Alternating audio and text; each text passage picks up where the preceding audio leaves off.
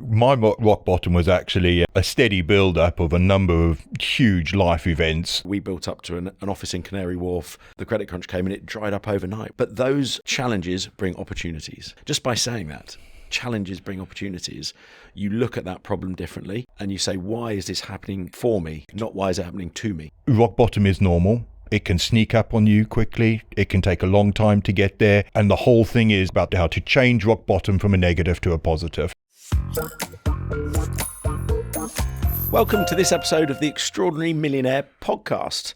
Today we're going right back to the beginning, and we're going back to a time where both myself and Martin Foster, my business partner, hit our own rock bottom. We've got some questions that our readers have brought up, Martin, over the last months as we've released the book. Of course, you can get the book, The Rock Bottom Paradox, alongside its sister book, The Extraordinary Millionaire, on Amazon. So make sure you guys check that out. But our readers would like to know a little bit more about us and our rock bottoms, and some of the content that we wrote in the book is very personal and real. Yeah. Why don't I ask you first, really? What was your rock bottom, and how did you deal with it? Very interesting question, Nick. My rock bottom was actually a steady build-up of a number of huge life events over a number of years, I think.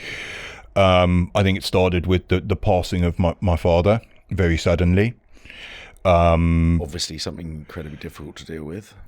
Yes, and unfortunately at those times I hadn't developed the skills that we discuss in the rock bottom to be able to get over that. So that was the beginning, I've come to realize, of a long journey, quite a rapid spiral down to rock bottom, if you like, without the tools I needed at the time to deal with it. So the death of my father was a put my head in the sand, sort of, fingers in the ears, la la la moment that I never dealt with properly, and that was that. We then headed into COVID. COVID led to the downfall of the business I was in at the time. I was very high up, had a good position in that particular organization. That COVID destroyed that.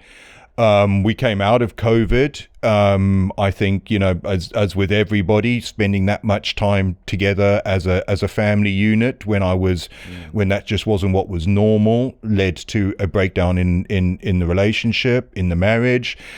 And I think that led on to several other failed business attempts. And as we navigated our way out of COVID into what became the new norm that we know today. So my rock bottom actually took place over 3 or 4 years, steadily, and I think it culminated in the breakdown of my marriage and my relationship and my family unit, which had meant so much to me. And that's where, as it were, I met you, I guess, and we started the journey together. Yeah, and I think, trying to keep ourselves upbeat here, we're trying to, with the rock bottom paradox and the Extraordinary Millionaire, it's about taking someone on that journey in a positive way from that rock bottom through to becoming an extraordinary millionaire and all of the steps in between. So let's talk for a minute, shall we, about some of the tools that we've learned. I think, suffering that loss and overcoming it was one of the first things to accept, isn't it? I think it's acceptance. I think it's the acceptance of you are where you are, and not brushing it under the table. No, not sticking your head in the sand. No. You've got to face where you are full on. You've got to accept that this is your new normal. You've got to realize that this is something that you're going to have to deal with, and within you. And that was the old school way of doing it, wasn't it? Like, just brush it under. Stiff upper lip, sort of breathe in.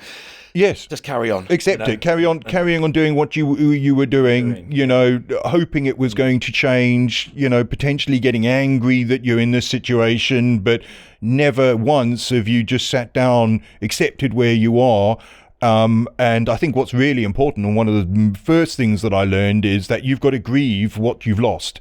Because every rock bottom is around a loss of some description, whether that's a loss of, in your case, your business, when you lost your property, your first property empire, if you like. Back in 2008. Exactly, Yeah. or if it's the breakdown of a relationship, it's the loss of a job, it's the loss of the stability of being at school and heading off to university or finishing university and going out into the wide world.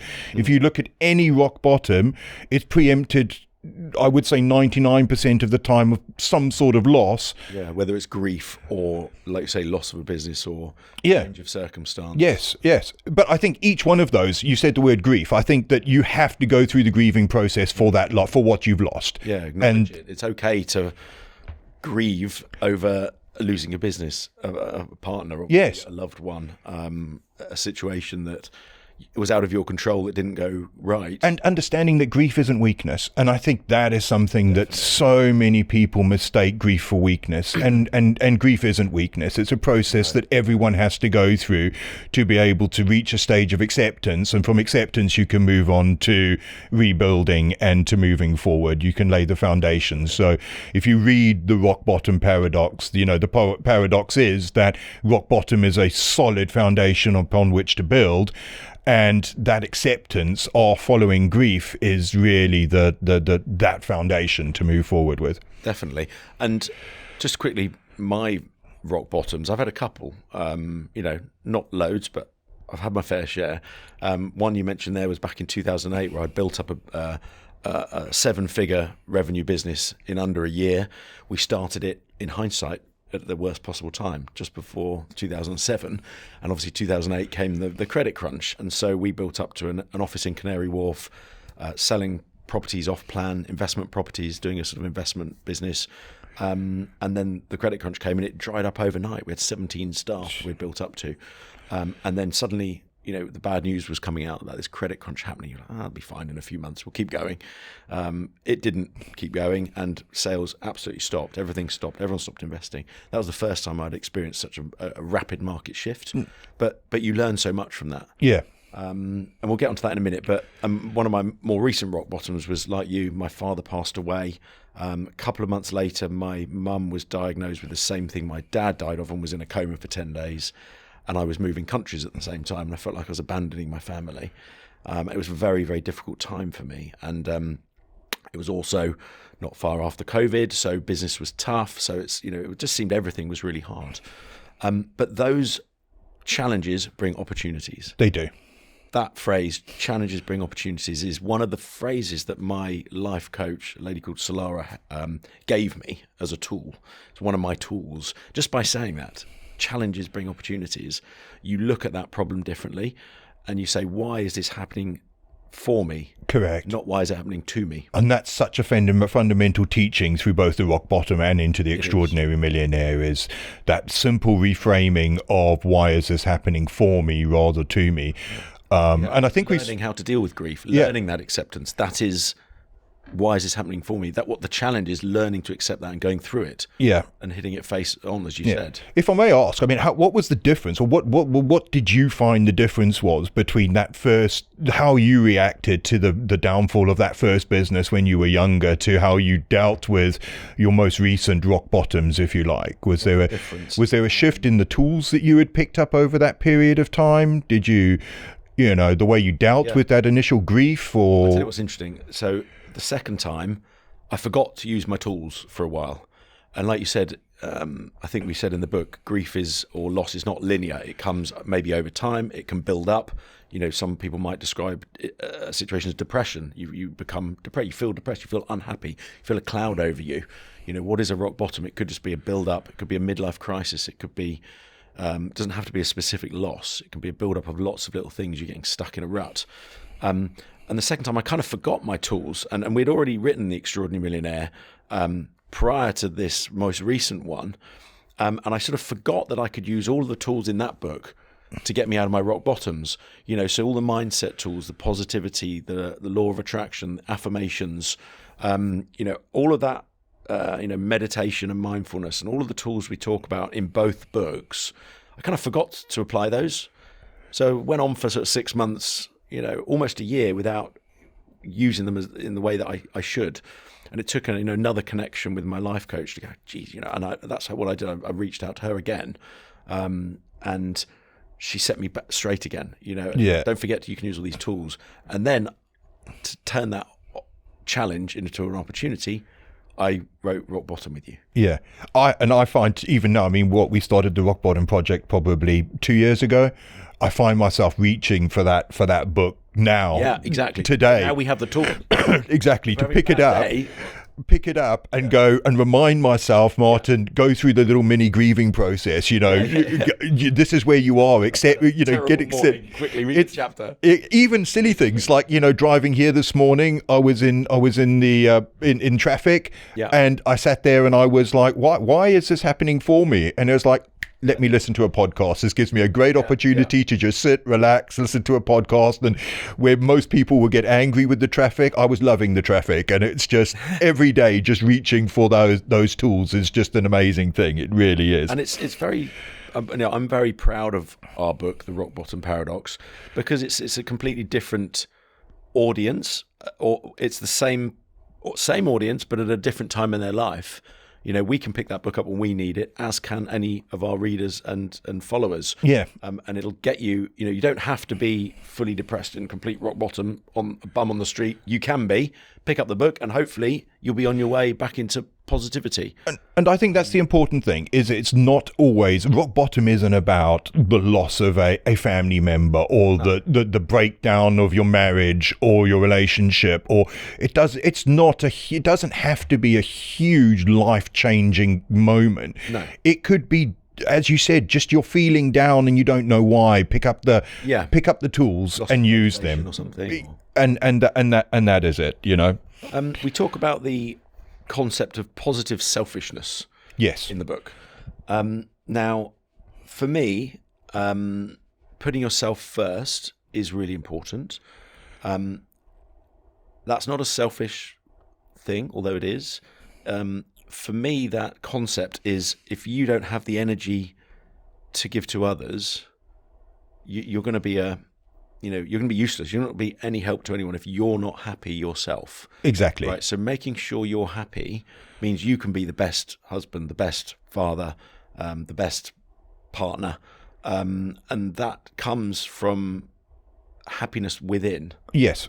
And to perform at your peak performance. For me, that time out sometimes, for me, I find that putting myself first is time. I need an afternoon, evening off, or I need to go and listen to music for an hour in my man cave. Yeah. And relax. And you talk about it in The Extraordinary Millionaire, and I know me and you have had discussions about the very same thing, whereas you're feeling down and you need to take 10 or 15 or 20 minutes out to go and have a quick meditate or a sit down and recenter yourself. Yeah. And that's not being selfish. That's not running away from a situation. That's just grounding yourself back again to the present and building yourself up, Definitely. And looking after yourself, being selfish, even goes as far as making sure you get enough sleep, that you're eating healthy, that you're exercising, all those things where, people will look at it and go, well, why are you sleeping so much? Well, it's important. And, you cover it in one of the free ebooks that you did,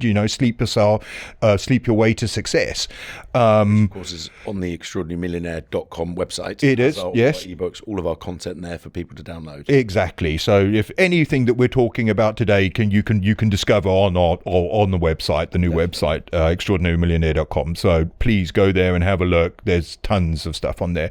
But it is the selfishness is really about helping us, and it always comes back to the most, the example that's used the most is you put your oxygen on before you help other people on the airplane. They tell you that every time you travel, and it works in life as well. It's exactly the same thing. Definitely. We also talk about self-acceptance, and I think that's accepting both the situation you're in and facing it like we discussed, but also having confidence in yourself. And finding that confidence is a really big part of building your future and your personality back up from a difficult situation. Yeah, and I think that's for me, that was the hardest one, was finding self-love. I came to realize that there was a lot about myself that I didn't maybe like, or I didn't feel that stood up to the way I thought I should be to everyone else. And that was probably the hardest journey I went through in the whole process, building myself up from my rock bottom, was, finding a way to love and forgive myself. There's things that I've done or the way I'd been. Yeah. And that's... You felt guilty for. Yes. You could have done differently. And I think, I don't know who it was who said this phrase, but, depression is living in the past. Anxiety is living in the future. And the key is to try and be mindful. Peace is in the here and now. In the here and now. Exactly. And I think that depression comes from looking at what you've done in the past and either regretting it or feeling bad about it. And, so finding that forgiveness in yourself and that self-love again is getting rid of that depression. And getting rid of those negative feelings that can sometimes haunt you. I think they definitely can. And to me, it was also a part of getting over that was realizing that I'm not alone. It's not just me. I'm not the only one, because I think at rock bottom can be a very lonely place. You can be very isolating, and then when you turn your own internal glare just solely on yourself, you find those things that you don't like, you blame yourself, there's a lot of anger towards yourself, and you've got to get through that. It's so important. You've got to learn to love yourself for who you are. You do. One of the tools that we talk about in the book is the power of gratitude and forgiveness. Two tools. Now, whenever I use the word forgiveness and think about that, I always think of a murder victim's family. Because for me, that's probably the hardest thing to forgive. And you do see them often forgive the murderer. They want to go in and meet that person and give them their forgiveness. And I understand why that is now. Many people can't understand that concept. And it took me a while to understand how people and why people do that. Why not just hate the guy? He's killed my son. You can't imagine anything worse. But they go in and they want to meet that person, often, not everyone, and they want to forgive them. And I now know why that is. It's because it means it releases them. Not the murderer. It releases them. It releases you. Anger. Yes. And hurt of holding that in you. Yes. And it releases you. So, and that is such a hard concept to. I mean, that example is probably the hardest one you could think of, isn't it? I think forgiveness is just massive. It's a massive one, because we as human beings, it's so easy to hate. It's so easy to be angry with somebody, and it's so easy to blame someone. And that's the other that forgiveness leads on to the other concept of acceptance, but the difference between blame and taking responsibility. So you blame you can blame people for their actions, but how can I explain it? It's like you've got to take responsibility for yourself, not blame yourself, I guess is the best way to take it. What you did. Yeah. Put your hand up and say, I'm sorry.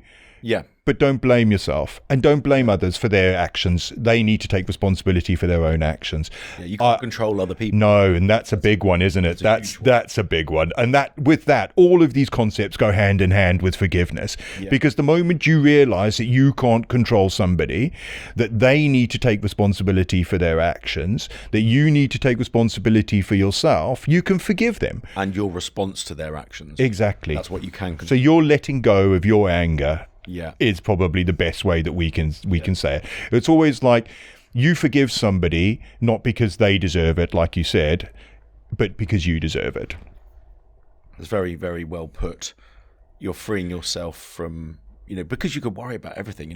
Someone can say a single word to you and it can stick with you all day. Yeah. If you let that happen, you're going to be constantly feeling negative. Yeah, for want of a better phrase. Yeah, and I think it's important to mention to the listeners that we go into a lot of detail on all these different topics and more, and we take people on a journey in the Rock Bottom book. We do, and it's like setting up a golf ball on a tee. Well, to move straight into the Extraordinary Millionaire book. If you feel ready and you're feeling that you're getting your mindset back in a positive space, you can move into the Extraordinary Millionaire book. Yes, similar tools and techniques applied in a very different way to make you successful. Yes. So it's a blueprint for success. Well, it's the same tools used in different ways. Yeah. One is using those tools aimed towards entrepreneurship in The Extraordinary Millionaire, and one is using those tools to overcome adversity and build the foundation to launch you into entrepreneurship